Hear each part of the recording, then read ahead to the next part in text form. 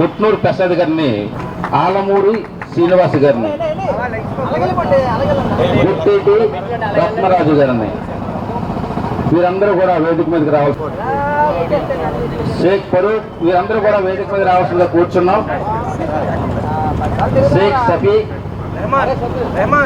అబ్దుల్ రజాక్, షేక్ నూరు, మహమ్మద్ అకీల్, షేక్ రషీద్, షేక్ జి శేఖర్, గంగాధర్, చిన్ని మణికంఠ, నీలా తరుణ్, అరుగుల ఆశీష్, బంగారి ఉదయ్ కిరణ్, అరుగుల దిలీప్, దశమంతల గౌరీ,